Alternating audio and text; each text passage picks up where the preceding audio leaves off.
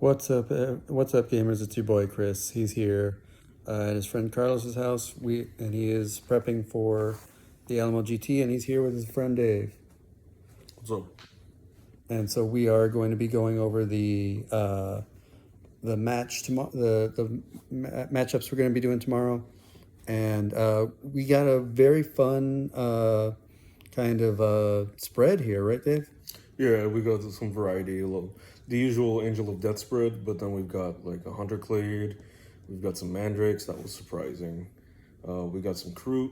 And then I believe we had, the usual Marine spread with Nemclaw and Phobos, which... I'm actually surprised that we're going to see the Phobos player, but that's... Yeah, I haven't seen a lot of Phobos. The majority of early Phobos that I saw were people running off of the 21 edition, and there's just a lot of different things that they've transitioned to in the 24. Yeah. And it's interesting to see them where it's like that 1 inch movement increase and the 2 less health change the way that they play so substantially. Yeah, I agree. It's going to be really interesting because down in the valley we don't see this wide of a spread. Now, granted, I mean we get like maybe 8 people to show up, so that's a big part of it. But that's why I wanted to come up here to the Alamo GT to get this kind of spread here. So, and Dave is my main practice partner and opponent down in the valley, and we both tend to run Marines, and especially since I was trying to not just power game everything with the Warp Covenant. I was running a lot of AOD, and Dave runs a lot of AOD, so it's been a lot of fun seeing these new teams. Yeah, it's very interesting. It's the big good feeling of we're able to feed into the bite of using our stat lines now and not just be beating against each other and the dice tell. Now it's a lot of, okay, we get to actually practice. We get to see where our movement is going to go. It's a lot more of we don't, like when we haven't seen any Mandrakes anywhere. But for my here, it's like you're assuming they're doing well on the tap up. You're assuming they're scoring well on it, but you're also like, it's an elf body that isn't trying to melt you in the throat. So it's a good practice of all right, I know I can chop a 7 to 8 wound body up. Are they a bit more? No, they're 8. They're 8 wound? Yeah. It's like I can chop an 8 wound body up, but at the same time they're super fast. So that's a lot of the feeling, even with Hunter Clade, with a lot, and the Kroot. It's a feeling like we can chop them in half, but they're skittery. Yeah. So it's a lot of the feeling of like, okay, that's fine. And given that that's my style is hyper aggression, or as you say, proper aggression. It's going to be interesting because I am going to try my best to be step 1 polite, but step 2 I am going to try to pre-measure their stuff. I'm going to try to be like, where could they go, and stuff like that. And it's like making sure they don't eke out that stuff. But yeah, hopefully we can keep them from running everywhere. Because it's like, at least it's not like Warmongers where they get 2 extra things. Well, we have a really good matchup into them, but I'm saying that regarding recon. At least we have. It's easier for us to cut them off at the pass if we have to. Yeah. And the other thing, of course, is it's not just the team; it's the players. And so I'm also really excited to be playing into a bunch of these people. I have met a bunch of these people at previous Texas tournaments, and this is going to be Dave's first time playing into a lot of them, but I'm excited to meet or to match up into, hopefully I get to match up into these people. But Alexander, again, he's bringing his Kroot, and so I really hope you get to play him, Dave, that you get to see how the skittery Kroot, and they also can do a surprising punch. And so I think it's gonna be fun for you to experience that in a way of like, oh wow, this is, you probably will say that's cute and just hit them with a chainsword, but still that punch, that unexpected punch is always a fun thing to get when it happens. It's always good when they fight back, because that's the big thing. Is Yeah. like that is a lot of what I find a lot of low tier in Angel of Death and elite players have. They just play with people who are like, oh, whatever, and you get drunk off of the stat line of just, oh, I just two tap him, oh, I just two tap him, oh, I just two tap him, and if you lose a guy, a lot of people blame the dice, or a lot of people are like, oh, well, they got shot up by X and Y thing. But with this, I'm just like, no, I'm not. I'm expecting to like lose a Marine out of nowhere, and I'm expecting them to expect me to freak out about it, to stop or try to readjust. My plan, honestly, is just if be extra aggressive, but not to a reckless degree. Of like, I know I'm throwing 3 guys into this fight, and I'm probably walking away with 1. Mm-hmm. But if they like kill one guy with nothing, if they kill one guy and basically get another guy on like 2 wounds with basically nothing, like I'm not gaining it, then it's like, then maybe the 3rd guy needs to readjust and go to try to do some type of point interaction, or join up with the other 3 and try to keep him off the kill, the kill pointing points and stuff like that. Mm-hmm. Because that's another thing. It's like I'm gonna practice asking them like, oh, how many models do you have left, and I'm gonna try to keep an eye on not feeding them my kills, like Yeah. feeding them my Marines so they can get on the kill score. And I think that's the biggest thing. That's the biggest thing for elites, is finding that balance of when the unga bunga stops working because the players are better. And that's the thing. It's like, I'm assuming that the majority of the players I'm going to face are better than me. Mm-hmm. Because if I do that, then that means that any aggression I do is calculated. Mm-hmm. And any falling back I do, I have to make sure, I have to commit to, if I'm gonna fall back, and I am taking mobile. That's another thing. We're taking we're taking Dolus, because Dolus is the best. That's Yeah. how it is. But Chris is taking. I'm taking Resolute because I'm going to be trying to play around with stun grenades. Also because Aiden, who has already won a golden ticket here in Texas, he's bringing Sanctifiers, and I'm going to test out Resolute into the Sanctifiers, both because of the stun grenades, but also to be able to shake off their flame thing. I forget what that rule is, and not have to pay an APL for it. It's also going to be good now that I'm looking at it, because we got the Phobos player who's going to bring stun grenades. James, I'm sorry.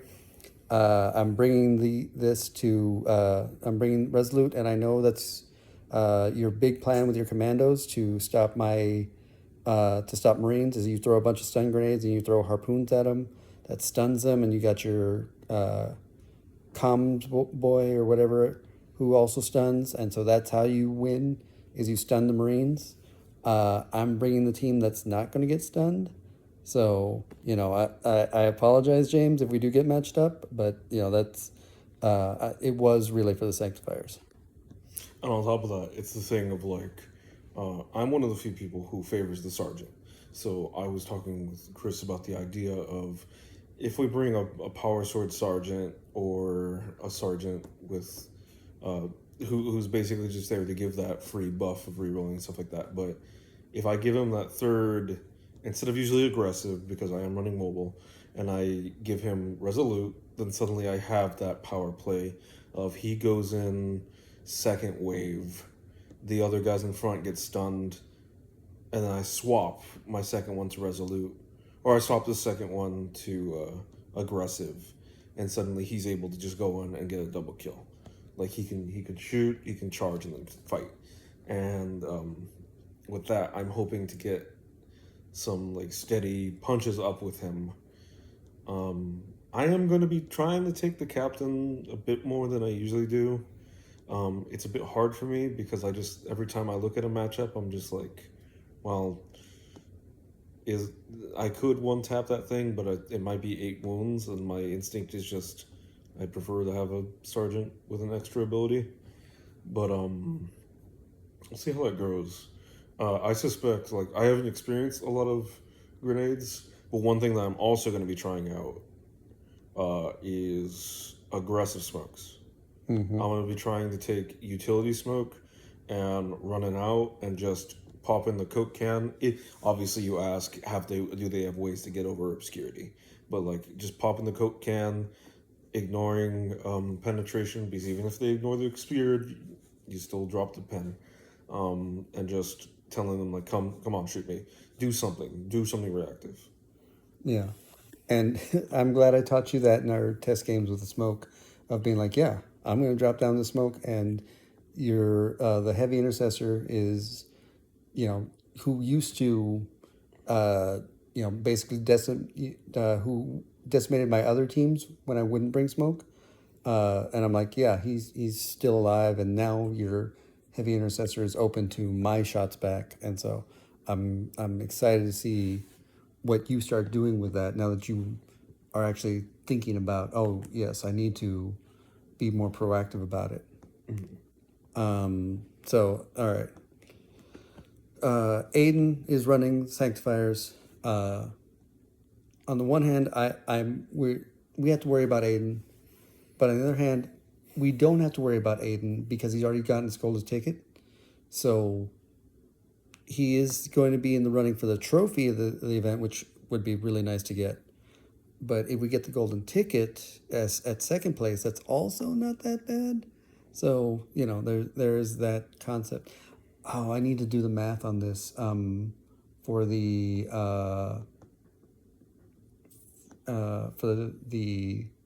thing. But I think with exactly 16 players and 4 rounds, that there's only one person undefeated. If there's no ties. I believe that we heard one of the two said that. Did we get a ruling on for this tournament on shock assault fist into damage reduction? I will double check. I believe I posted it with them, but I will double check with Cody in the morning. Okay. I believe oh, you know what? I asked Alexander. Alexander said it could go either way, but I'll check to see what Cody said, if Cody said anything in the Discord. So maybe we shouldn't rely on it. Yeah. Don't rely on it. Well, I'll wait to see what he says. Yeah. And I'll scroll back up and see what that is. But yeah, so Aiden is going to be and I have not gotten the Sanctifier matchup yet. They're way too skittery and way too tanky for me to say that I know enough of how to deal with them. And Aiden, when I've played him on TTS, he's always been someone who's kind of surprised, gotten me somewhere where I wasn't expecting him, right? Now Alexander's playing as Kroot. I think I'm going to have a lot of fun with that. Alexander is a world-class Kroot player. He went to Worlds with the Kroot. And so that's going to be a fun one to experience. And so it's going to be fun to see how he runs it. And I mean, Kroot went on the crit op, and that is a style of play that you and I have not seen. No. It's all been about, and that's a big issue. That's why that's one of the things. But I'm not coming to this tournament with the idea of I'm here to win. I'd love to win. The trophy would be fantastic. The golden ticket would be a dream. But the idea is I need people who are playing in ways that like competitive people do. That way I can test it out. Because it is the big feeling of like, all right, well, looking at Kroot, it's like, well, most Kroot, my instinct is break them in half and put my fat base on the point so they can't get within engagement range. But for a good Kroot player, and a great Kroot player like Aiden's Alexander, I got Sanctifiers in my mind. That Alexander comes off with, I'm just like, well, he knows what he can and can't punch through. And if he feels he can punch through it, it might shock me. It might legitimately just be like, oh crap, I didn't realize he had that much quality of it. Mm-hmm. So it's like I'm not underestimating anyone. I'm always expecting myself to be the underdog. But in that idea, it's like I believe Angels of Death as an underdog needs to always just do their best to go for the throat, and push their momentum. And when they don't, like just ghost. Mm-hmm. Like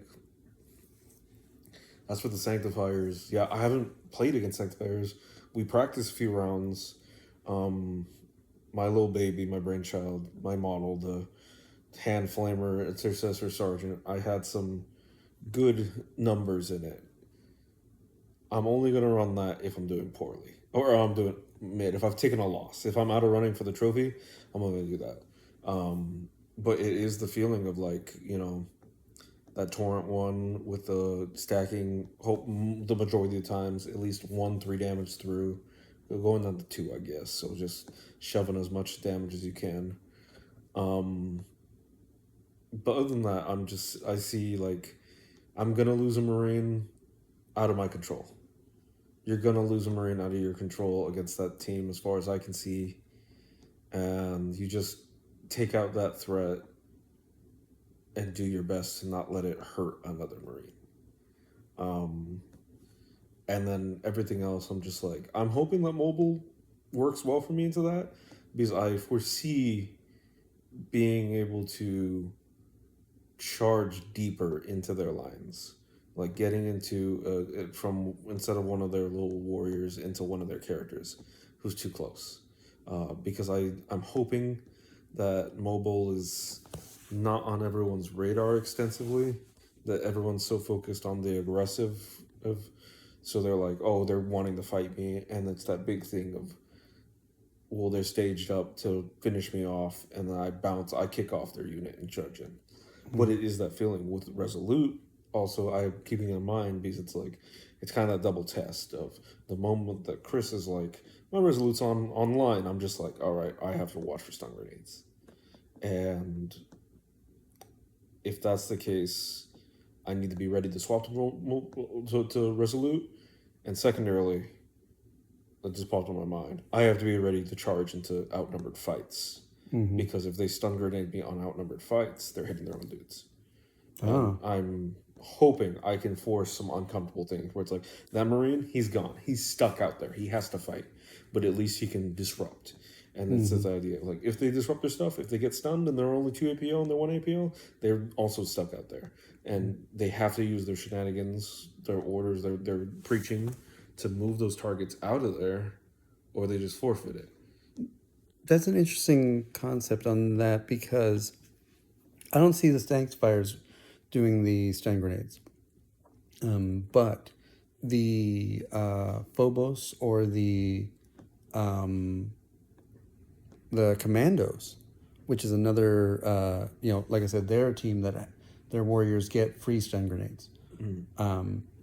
And so when you said double charging and forcing them to stun their own guys, that is actually a very interesting counter. I'll have to, James, we'll talk about this when we go to dinner after this. But I want to hear your thoughts on that, probably. And that's a good counter to that, yeah. Just just keep charging 2 guys. Now, you are going to be charging the orcs, and so letting them hit on 2s on you, but I don't. It's still only 4 attacks. It's still not enough, especially with Dueler. So that's a good thing. We got a higher tech circle player coming in too. That completely skipped my mind. Yeah, I'm not looking forward to that matchup. Hyrotech is one of those things where it's like, no matter what, and it's kind of how I felt about Phobos, except I played into a lot of Hyrotech, so it's that big feeling. They shoot hard enough to make me sweat. They have enough tricks to make me sweat. And they really love denying you kill op. So what I'm really hoping for that, one, I'd love to fight them into the dark, because then I can just blaze away at them and march up, and I can close doors and stuff like that. Yeah, I know there's something I've heard that there's some things that some really good high-tech players can do that's like teleporting and stuff like that.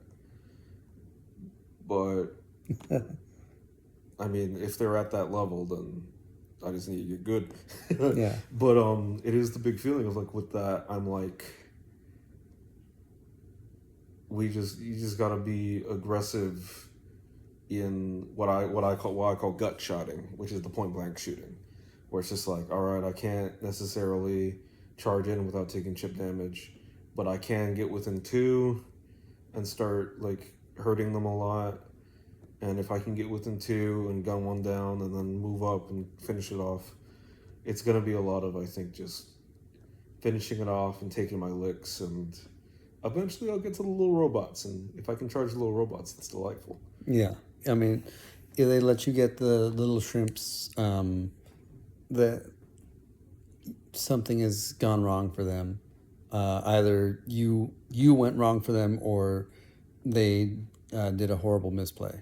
Which I'm hoping with mobile I'll be able to charge in. They'll bayonet me a few times. It's gonna suck, like, because of the chip damage. But I'm hoping that I can maybe do some bouncing deeper in. Because if I'm getting into a brawl with a warrior or an immortal, or that would be awesome to get into a brawl with the death mark, because then it's not shooting me.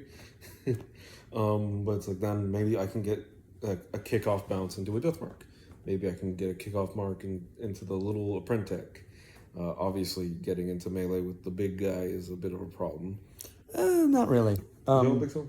No, they have decent weapons, but I think it's like 4 attacks a lot of times. Okay, then you can just parry him out. Yeah. Oh, well, and again, that's the experience. That is also a lot of why I'm coming to this tournament, because a lot of the other higher tech players that I play against in our local meta are terrified of elites, and they shouldn't be.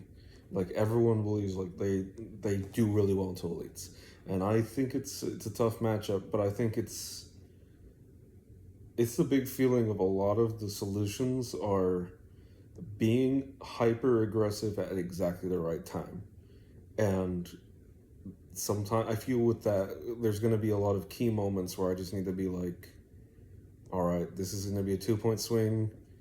If I get this off, I can do this. If I don't,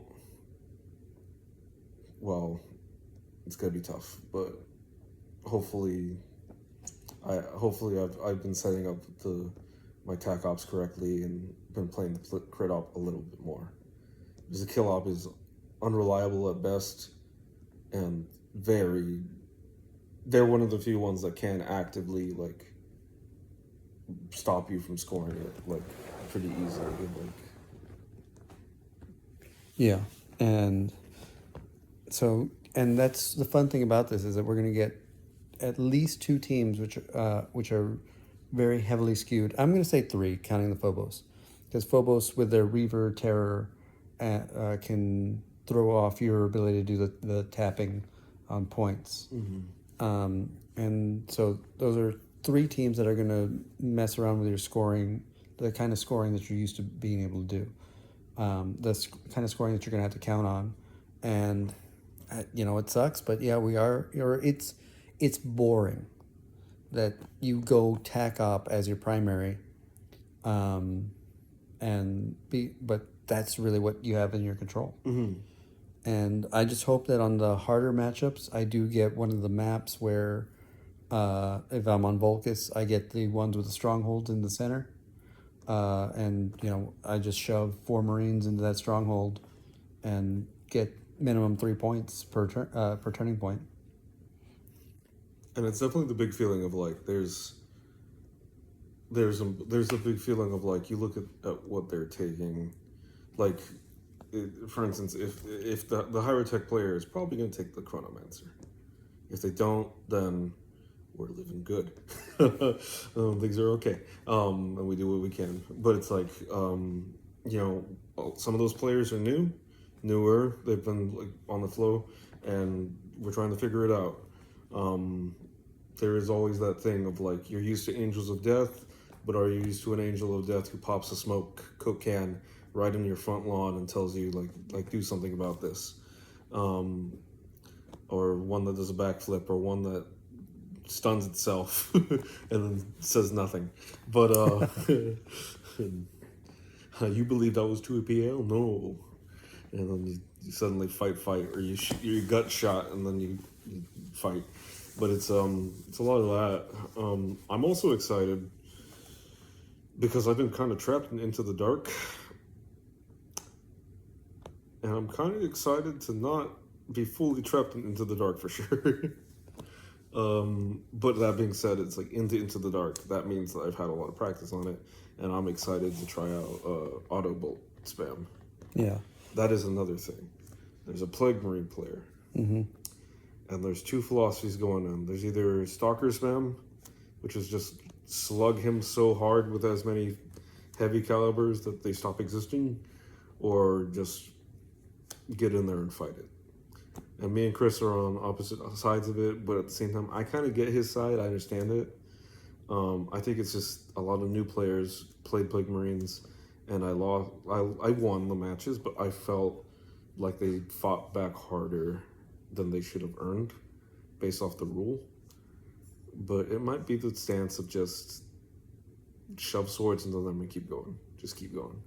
Yeah, we'll see. I forget who the Plague Marine player is. I don't know that I've met them. So that's something that will make a difference. I have played into the Nemclaw player.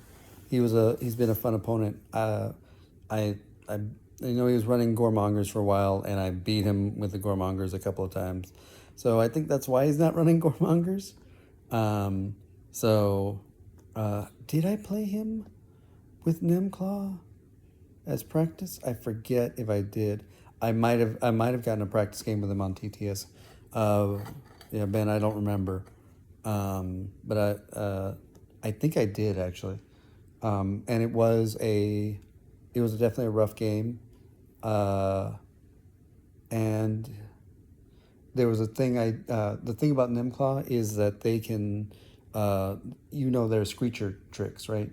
Yeah, the one where it Yeah. stops. Yeah. And I had a play, I had two, the way you counter that is you have the two plays lined up. The one that I thought I should have done,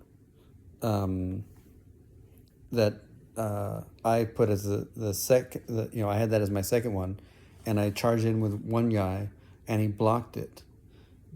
And so I got my heavy up on Vantage and shot his Melta.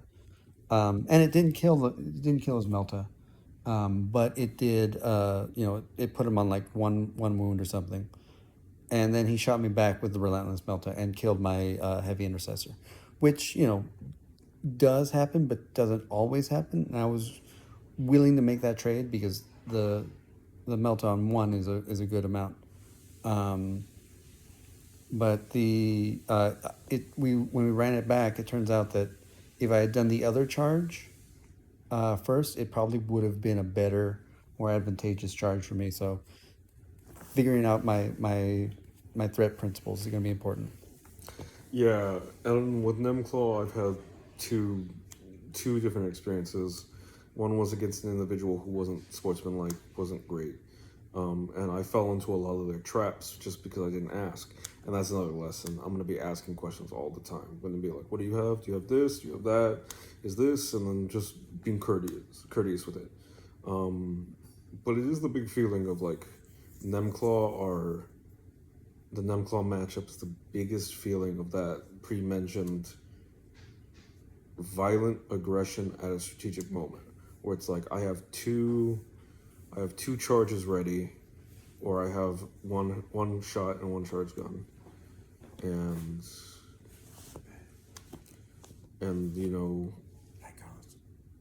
Hey. Their voice dropped like. And so that is the kind of thing. And yeah, you were saying about the aggression. the calculated aggression. It's like you have to set up like two plays, and you have to get the feeling of this is the play that might get me less damage, but it gets that guy into melee. Mm-hmm. And like having their multi-gun in engagement range, having to spend 2 AP able to kick back and fall back and shoot. Yeah, he can't shoot twice anyway, but he can't move as far as he would be able to. Oh no, I forgot. His melty-gun didn't kill me. I did survive, but from where I was at, I still was in his pistol range. So if I'm in melty-gun range, I'm in his bolt pistol range, so he can melta and bolt pistol me. and that's how my heavy died. Which I was fine with because he didn't kill me with his Melta, so that's what I was fine with that. But And that's valid. But at the same time, it's like, even with that scenario, if he got charged, he would have fallen back, probably shot the guy who charged him, maybe shot the heavy. Oh no, well, the heavy probably wouldn't have been in a position to be yeah, shot. not But with a Melta. it's the idea of like you be aggressive in their face and you make them trade because each of their guys does something fancy, Yeah, and not all of their fancy stuff is useful into you. yeah. Once the Screecher's done his two little the ventriloquar the ventriloquar. Once the ventriloquar does his two little things, technically three because he can do APL modification, but I'm running Resolute, so it's not gonna he's got two tricks into me. Once he's done that, he doesn't have any. He's just a guy with a chainsword to me, right? So, and I'm going to be better than him because I have dueler into his chainswords, and my guns have piercing 1.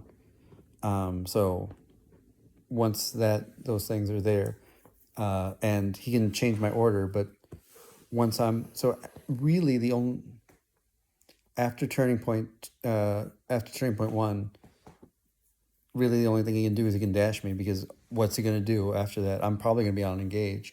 So he flips me to conceal. He might stop me from being able to counteract shoot is about the only thing that he would be able to do. Which, if I'm on my counteracts, things are already going pretty bad. So, that's going to be that one. Again, I'm surprised we're not seeing Goremongers. Because they are a team that's fun, but I'm sad because AOD just hard wrecks them. So I'm sad we don't get the easy wins, but it also is nice that I don't have to worry about crushing somebody. Like it doesn't feel good to do that. One thing that we would talked about is the other AOD players. Oh, the one other AOD player. Is there one other? Yeah, only one. So there's one other guy, and he hasn't revealed his tac ops yet. They're probably, based on what everyone's chatting about, it's probably going to be duelist aggressive. Yeah. And the cool thing about aggressive is that, in chainsword fights, they don't change that much because there's just so much dice. It's significant, like it's an advantage, but at the same time, it's like, well, the intent of duelist is to get rid of your dice anyway, and if I have to like use a regular to block your aggressive dice, so be it.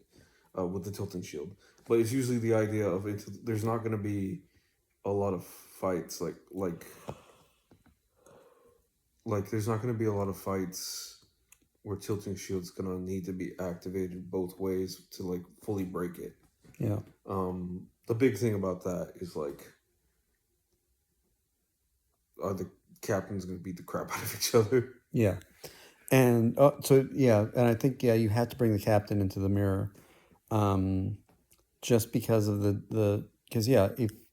if you bring your sergeant into me, I'm saving my tilting shields until your sergeant goes. All of the sergeant's tricks are based on their ability to do crit, to do, I wish it was more often, the Thunderhammer tricks, and the ability to just like give that CP out. But the CP isn't as important. Tilting Shields knocks it out. That third one, like for me and possibly you, would be aggressive to match it. And Tilting Shields would shut off, and it would be even worse for us because we'd only have one thing to Tilting Shield, and that's rough. Yeah. But it is the big feeling of like the captain, if you do the one to swap his doctrine, is it free? Yes. For him? You do a free into aggressive. It's free for every it's not just you swap the doctrine, which is your rerolls. So it's not aggressive. Oh, I'm thinking of something else. Yeah. But yeah, it's basically the idea of like if you spend the CP to slap on aggressive onto him, you can 2-tap a regular Marine. Obviously they're gonna tilting shield it, but at the same time it's just like, well, if they tilting shield it there, when their captain has to step up to the plate, you can tilting shield hit their captain. So it's one of those things where it's like he forces other Marines to do something defensive. Honestly, I feel like my answer to the captain is, if he's not held, because Chris likes to put him as a second wave. If he's not, I tend to like to put him as my spear front. I just send him in and cause as much damage as possible, which could be wrong. I'm gonna try basically sending him in as second wave too. But it's also the big feeling of like maybe I might even run I mean, no, I think chainswords is best, because you have to, if you're gonna be shooting, like, you probably want to shoot within 2 inches, and you want to be able to parry them out, and you need the 5 dice. I'm still taking the heavy. I'm probably gonna take the heavy every match, is the truth of it. Yeah, that's going to be the interesting thing, is to see if Daryl, who's the other AOD player, I've talked to him a little bit on the Alamo, on the San Antonio Discord, if he's going to run the heavy, or if he's the 4 chainsword guy, or if he's even if he brings the eliminator, right? Because that will be interesting to see. I think I can outplay the eliminator, and Dave, I know you can outplay the eliminator. Here's the thing about the eliminator. He's a Phobos body without the Phobos strats. And to my mind, that just says, get within 2 inches of him and make him hurt. If I can charge him, fantastic. Yeah. But it's the thing of like, I don't see him doing enough damage to make up for his lack of wounds. And his lack of wounds, I could deal with. Yeah. It's his lack of mobility. If he wants to shoot with his sniper rifle, he has to stay still, or it's reposition. No, it's dash, heavy dash. So, if he's going to be on a vantage, that means he's never moving off that vantage, without giving up his shooting that turn. So, And I'm so down to get to eat a sniper round to the throat, leap up onto that vantage point, and two-tap him. and two-tap him. Yeah. And that's the thing. It's like, even with it's like, oh, he's gonna shoot you, but if you run, I think it is the captain. It's like the captain. He hits you with a round, and you're like, ooh, spooky. I'll just a scratch, and I'll just two-tap you. Yeah. Well, I mean, it is the mortal wounds, but if you run the math, he's going to do, I think it's 8 damage. Usually. Yeah. And you can mitigate some of that. Yeah. And it's the thing, that's one thing we have a lot of equipment. And it's like, there's been a lot of that, we love ladders, but I'm considering being sneaky with my ladder, taking it as my equipment for the triangle. The scouting step. Yes, the scouting step. I know these things. I just don't know the words because I'm lazy. That's just the truth of it. I haven't had to hard learn it because I'm just like, all right, let's set up. Oh, you put 3 guys out in the open. Guess I'll kill you. Sorry. But yeah, which is why I'm excited, because then I'm like, awesome. Now I get to actually play the game. Yes. And you're going to actually get to experience, you are absolutely 100% going to find somebody who's going to run razor wire into you. And you've never seen anybody use razor wire locally. The only person who's used razor wire locally was me. Yeah. And I plopped it in one point so that I could just flamer people while they tried to walk around it and into the dark. Yeah. I was bored, and I was like, screw it. Let's take this point. And yeah. But it's like, I respect razor wire. I respected razor wire when it was huge. I expected obstacle courses. Yeah. I run simulations of obstacle courses before it even happened. Before you even mentioned that they were called obstacle courses. I was like, what if someone's annoying and does this and stuff like that? Oh my God, the Mandrake player. I wonder if he's going to do obstacle courses, because he can just get around them. So that might be interesting. That is interesting. Oddly enough, for the Mandrake player, and now I'm thinking about it, now I'm collecting, I think I'm going to have a pair of Marines. I'm going to have one Marine stalking home. One Marine within 4, around 3 to 5 inches away from him, so he can charge back to help him if he gets charged, or kill the thing that killed him. And then I think I might just be like spreading them out a bit more. Like usually I do 2-2-2, the hunting bears. I don't think there's anything in Mandrake's toolbox that they will one-on-one kill a Marine. No. So I think. Well, let me rephrase that. If you can get your tilting shields off, because they got the lethal 5. That's valid. I don't think there's anything that you can't react to. Yeah. And if you Singularly.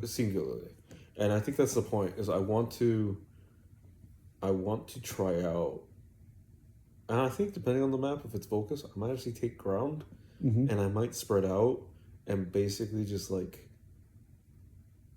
I'm gonna probably take the captain there because, well, I don't know, I might want to take the power sword sergeant just so I can 5 up back at them and just Parry him out? parry him out, like just knock it out. But I don't know. Maybe I think maybe the captain. Yeah, that's my main issue. Is like the captain's safe pick for a lot of stuff, but I think you're right that into the mandrakes they don't have a lot of high. They have one operative who can do a lot of high impact damage. They have a lot more of the. They have the power swords, of course, which are deadly. yes. But with Dueler, that kind of helps mitigate that. And we're going to kill him. They don't have... I need to double check. They might have a way to do... 2 punches. Yeah, That's do double strike. If they do, that's when the captain comes out. Let me check. Yeah, if you want to check for that. But while I'm checking, I'll say the big thing about it that I was thinking of was have them be a lot more split. Because usually, if they're in their hunting packs, Angel of Death, in my opinion, you want to be just out of blast range, like around 3 inches, to where you can just dash in and help a buddy. I might even split them up like 6 inches. No. You take too far? Maybe That's 5? way too far. Do you No, think yeah. maybe too far? Yeah. Oh, it's like 5. I was thinking like 5, like just to cover enough ground that they can just. Because remember, they have decent enough shooting, too. Do they? Okay, Yeah. that's valid. Because they, what they do is they ignore your armor save, right? You're going to be saving on 4s instead of, so it's 40k piercing, basically. Okay. Or AP, because you save based on your stat, your APL modifier. You get to roll low, right? Your APL or lower. So that is 1s, 2s, and 3s would save instead of, and that's only a 50% save. So it's basically a 4-up. Can you fight while in a conceal order? Yes. Okay, that's another trick. They can charge while concealed. Yeah. So just making sure. And they do have an operative who can make their guns punch up a little bit, which does hurt. I think it adds the damage to the guy who they wave their fingers at, and he's like, "Oh, you know, your soul is mine." And then they. So they do have a fight first. Yeah, they do have a fight first, which does change that, which can change that math. Yeah, but I do. So I captain do probably. Feel, yeah, captain probably. But it also is the big feeling of that one Harley Quinn mentioned. It might be a bit of that vibe where it's I'm just gonna. You're still You're gonna gonna hurt me, so I might not even duel you out. I might just wham wham. Yeah. And that's kind of what I was going with, the splitting up vibe, which is the feeling of a wham wham, you're an easy target, they're probably going to jump you, but I have the option to have your partner join up with another guy to make a 3-man, or bolster you up for a 2-man. So the thing about it is that they can get to 3 APL when they kill, right? That's true. So if you keep them spread out like that, what they're going to do is they're probably going to charge, fight, kill, get that 3rd APL, and then shoot you with their gun that's going to do some that you're going to be saving on 4s. And Dave, you are on record that you hate 4-ups, right? Well, it would be 3s or 3s down, but it's essentially a 4-up save. So you're on 50/50s. So you're probably taking 6 damage at that point, which puts you at 8 wounds, right? Yeah. And so if you fight first, or if they fight first, even if you shut off their rending or their lethal 5, they're still two tapping you. So that's where I'm like, I don't want to give them. I don't want to give them that option to do that, and especially there's a lot of different things on that. So Yeah, looking at like all their stats and stuff like that, they hurt. That's just the truth of it.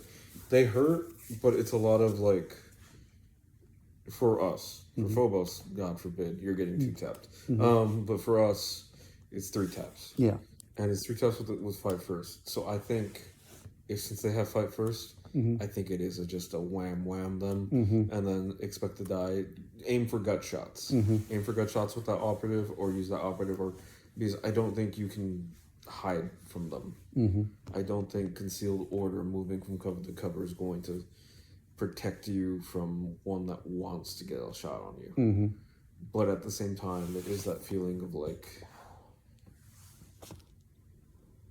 well, now that I look at their stats, my brain, actually it's the opposite.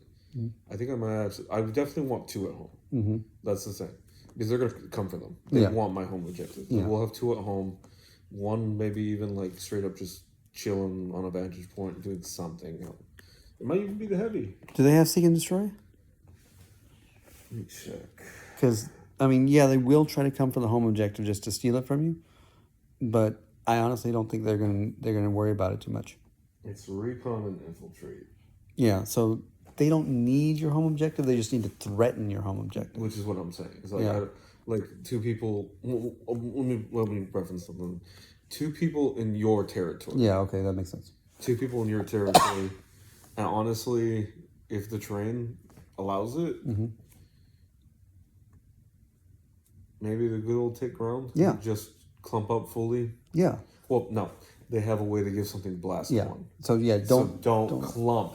But like taking the stronghold and chilling out and just being like, oh, some guy jumped me, stabbed me for like 12 wounds. Someone killed this man.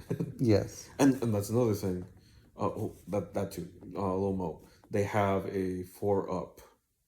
No, they have a 4-up deny fallback equipment if they take it. Yeah. If they take it. It's a 2d6 if we have less wounds than them. 1d6 if we have more. And it's like, that's 50-50, and that's sketchy. But I'm kind of okay with that for mobile, because I'm just like, okay, well, it sucks. But it is that big thing of like, you have your buddy charge. No, but remember, Dave, the secret tech with that is that you can charge out of there, right? That's true. You can't fall back, but you can charge into another guy. That's true. So this is where... You are absolutely correct. I'm a fool who had the answer, and I forgot, because I never have to think that hard. I need to remember that. I need you to remind me that. If you see me going in the Maddox, remind me, hey Dave, charge out of the fights. And I'm just like, okay. And I think that's big. Yeah. Because it's like because they have fights first, I can see them nuisance charging you. Like killing, teleporting, charging. Yeah. And then you're just like, okay, cool. Well, let me just... But it is that big thing. It is that big thing of like... And that is something to follow up. You fight, you take your 1 punch, you stab them, and then you kill them, and you take the second punch, obviously. Or you whatever. Tilting Shields is going to be crazy. And then you charge into the other dude that just charged your other buddy, and then that guy has to deal with you doing that. And so what's I'm having fun with this is that you seem to have a game plan for this. And what we were talking about on the drive up was that there is the overall meta conversation about the meta, right? About the elites being too strong. And again, like walking through all of these, you seem to have a plan of like, yeah, I just punch them. I just, stab them with the chain swords, and you know, that's my answer to everything. And that is why I think that there's a lot of anti-marine sentiment, is that is the answer, right?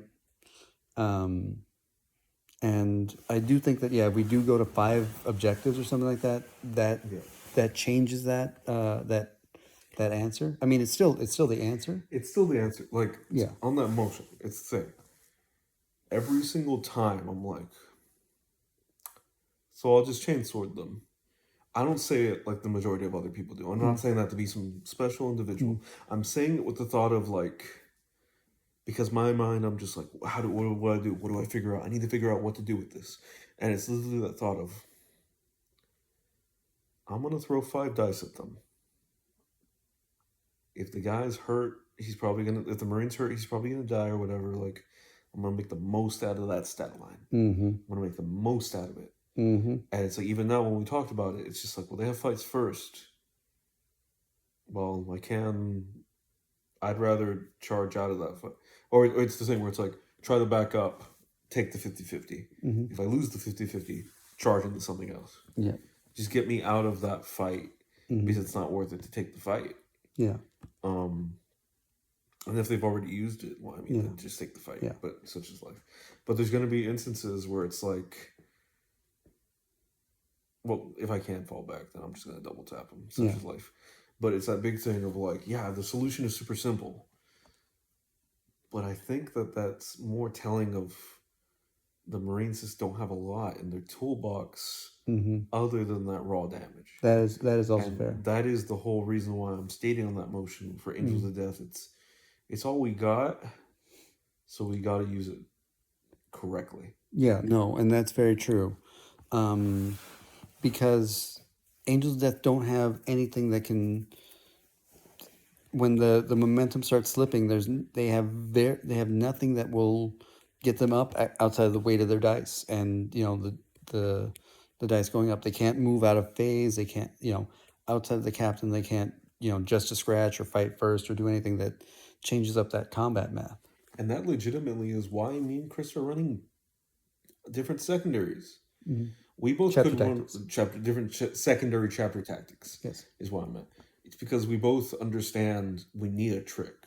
We need something defensive. I need to be able to do a backflip off you and throw a crack grenade in your face. Because it's like in our game style, I realize that that's my play style. I have fun being up close, but I like the options of being able to shoot you.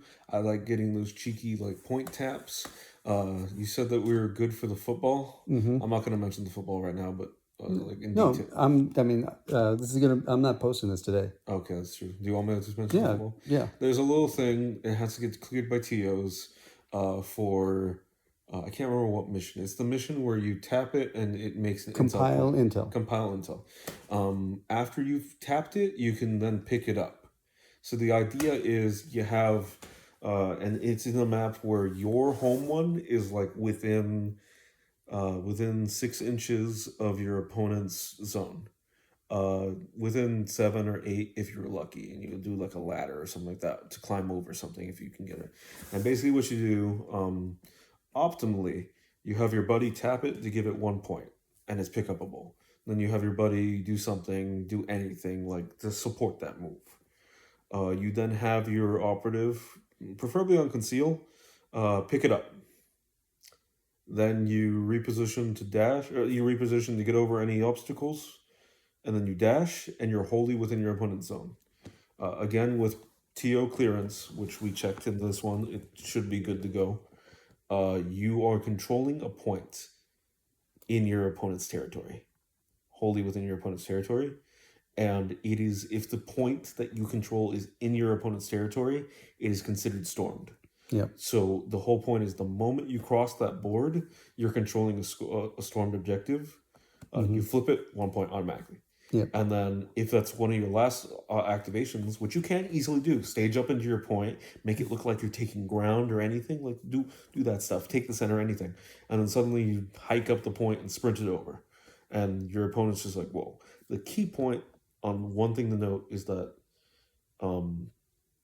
you're only going to get one crit off on that thing. Yeah, only one crit out point on that. But you can, if you can survive the initial blow, if you can get that guy to dash into some sort of cover, any sort of blocking thing, any sort of protection, you're almost guaranteed like an 8 to 9.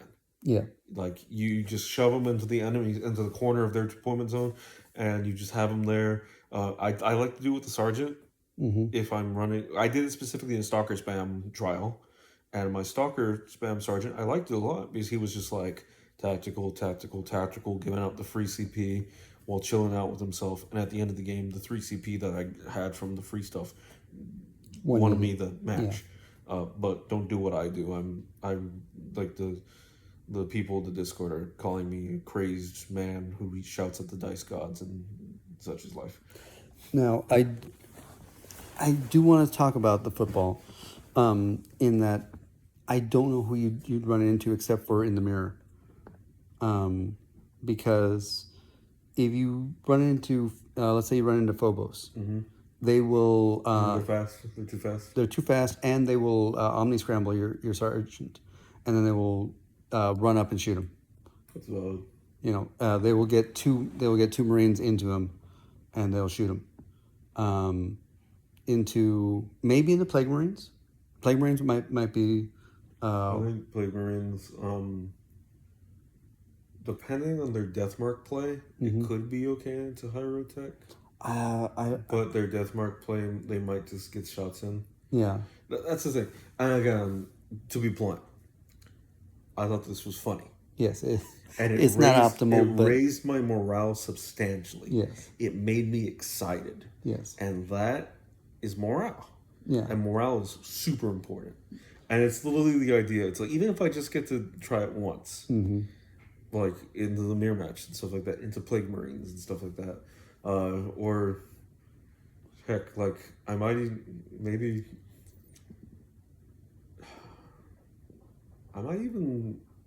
not into Alexander, right? Yeah. Not into Alexander. Yeah. Into an okay crew player, I might try it.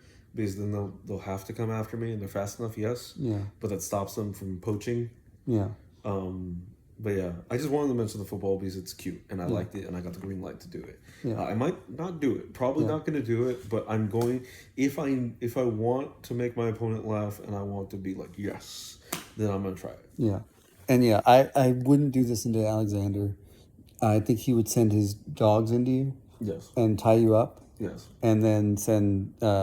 Then you get like his relentless re-rolls into your sergeant and send that flamethrower into you, or I'm very curious to see if Alexander's going to run the flamethrower or the crossbow, because those will be some interesting questions. But that'll be fun to see. But yeah, I think that's where we're at, and so we'll see. Yeah, I think I'm going to do take ground on basically every map that lets me. Which is a problem. Yeah. A lot of people are like, take ground's basically our best option. And I think that speaks to our lack of toolbox. I agree. It is the best move. I think the one thing for take ground that we need to always remember is snag those small ruins, if you can. Like there are times where we'll be boxed up, but like send one guy on conceal, just one guy on conceal, hopping over the wall, to slide into that spot, just as insurance. Yeah. Because you just need 5 to get 3. Yeah. But it's the thing where it's like we're probably gonna take ground. I don't trust contain into any players that are at this level. No. Maybe it's a Plague Marine, but I don't trust it. No. Because especially now that Plague Marines want to get across the center line for their free contagion play. That's true. They can't hide in their cloud, which means that they're more likely to be even more aggressive. Exactly. Because they like to stage their cloud and be like, go on, take some shots. But Yeah. No, the main things I'm worried about is like obviously Alexander, Aiden. They're just really good players. I'd love to do it, but they're players that I know are better than me. I know they're more experienced, objectively. James Grubbs, Yeah, the commando like player. the commando player. Like I'm sure he's gonna do the stunt things. I'm not really opposed to swapping to Resolute and doing that stuff. So it's like there's a lot of big players, but I'm confident at least once per game. I'm gonna make them lean back and be like, "Oh, that was pretty angry," at the very least. And if I don't, then so be it. But like other way, it's gonna be fun.